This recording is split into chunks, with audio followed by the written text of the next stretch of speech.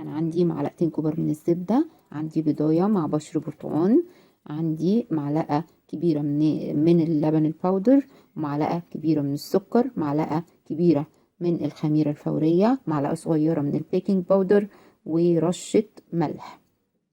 وعندي برتقان متقشر ومتقطع عليه ترانشات، وكل ترانشة بالنص.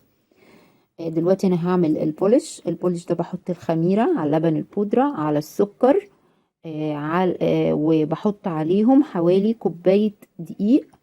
انا ما قلتش ان انا هشتغل على نص كيلو دقيق. اوكي. بعد كده باخد كوباية من النص كيلو احطها على الخميرة والسكر واللبن الباودر، وبنزل عليهم بكوباية مية دافية. خلاص. بقلبهم كويس جدا جدا، ما اخليش فيهم اي كتل نهائي. خلاص. وبعد ما بقلبهم بغطي عليهم واسيبهم حوالي من 10 دقايق لربع ساعة لحد ما يتخمروا. انا كده بعمل عجينة او خميرة طبيعية. العجينة دي ممكن تعتمدوها في جميع انواع المخبوزات. عجينة رهيبة، قد ايه هشة قد ايه ناعمة، تحفة تحفة تحفة. تمام. غطيت على البولش بتاعي وهركنه على جنب. هاخد باقي نص كيلو دقيق، هحط عليه المعلقة الصغيرة من البيكنج باودر ورشة ملح. بعد كده هنزل عليهم بالبيضة مع بشر البرتقال.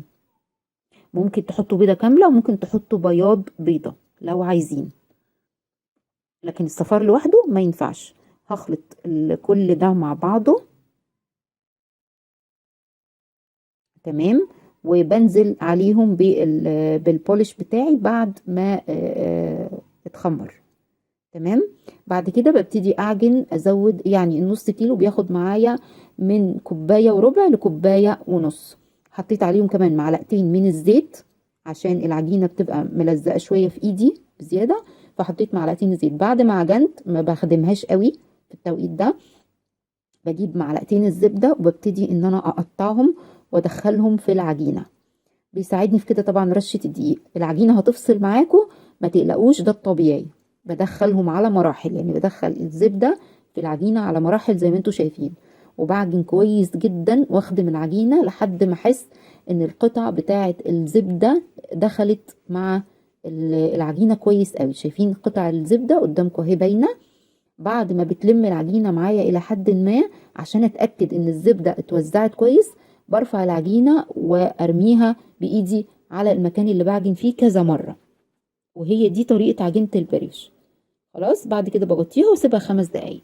بعد كده هبدأ التشكيل. أنا هعمل النهاردة فطيرة كبيرة وهعمل منها وحدات ميني صغيرة. هبدأ بالفطيرة.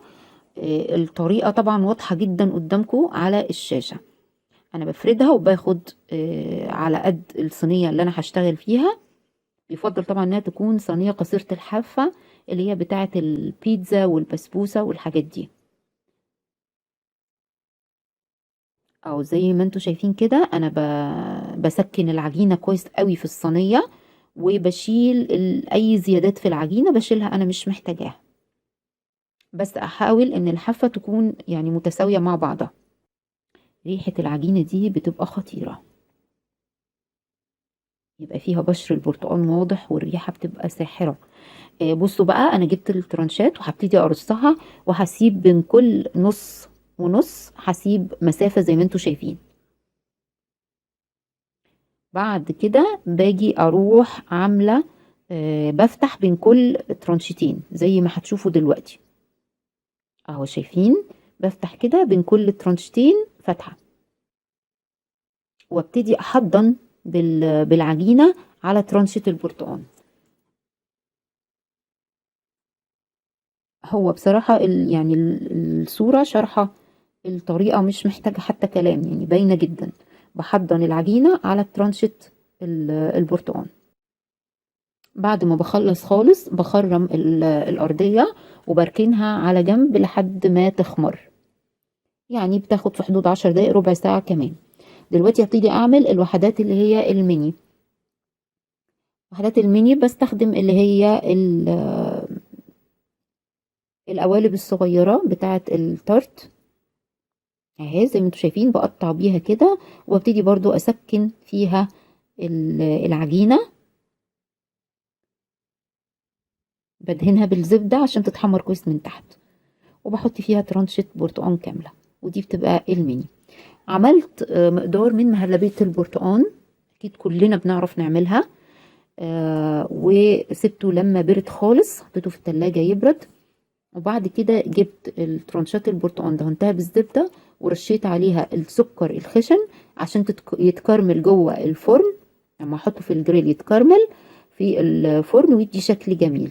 بعد كده وزعت المربى في النص. بالنسبة للقوالب الصغيرة الميني حطيت فيها المهلبية حوالين البرتقان كده. بعد ما خرجت من الفرن زي ما انتوا شايفين، بلمع وشها بالعسل او بمربى المشمش. بصوا بقى السكر اتكرمل ازاي وادانا شكل حلو. شايفين الجمال؟ تحفة تحفة تحفة، رهيبة رهيبة رهيبة. وريحة البيت وهي في الفرن كانت ما تتوصفش، بجد جميلة قوي. جربوها. طبعا احنا دلوقتي في الشتاء وموسم البرتقال يا جماعة. انا كان فضل جزء من العجينة، عملت فطيرة بيريش عادية اللي احنا متعودين عليها. احنا دلوقتي في موسم البرتقال، اعملوا منه مربى، اعملوا منه عصاير وخزنوها عشان رمضان. ويلا جربوها، وانا واثقة انها ان شاء الله تعجبكم. صحتين وهنا.